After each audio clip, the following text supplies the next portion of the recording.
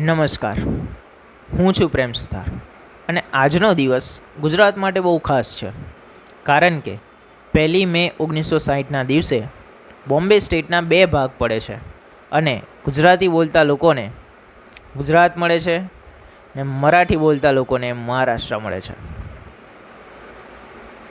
તો એક ગરવી ગુજરાતી તરીકે મેં કંઈક લખ્યું છે જે આજે હું સંભળાવવાનો છું. તો સાંભળજો. હું છું ગુજરાતી. કોઈ કે સુરતી, કોઈ કે અમદાવાદી, પણ હું તો દિલથી પાક્કો ગુજરાતી. અંગ્રેજી ના આવડે હિન્દીમાં જીભ ચોંટે, તોય કોન્ફિડન્સથી બોલે હું છું ગુજરાતી. મોહનથાળ ઘટે ને દાળ ભાત વધે, પણ લગન અમારા ગરબા વગર ના પતે.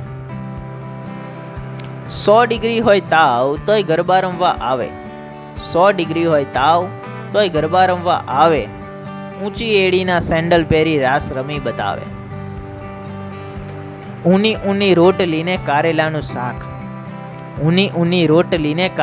શાક, આખી દુનિયા ફરીએ તોય ના લાગે અમને થાક. વેપારના છે એકા અને શીખવીએ રાજનીતિના કક્કા, લોકો અમને જોઈને રહી જાય હક્કા બક્કા. કોઈ કે લાગણીશીલ ને કોઈ કે સ્વાભિમાની, ભાઈ આ તો ગુજરાતની જનતા ના રે છાની માની. ગામે ગામે ગુજરાતના બદલાય છે આ બોલી, પણ ના બદલાય એ છે ગરવી ગુજરાતી. હું છું ગુજરાતી.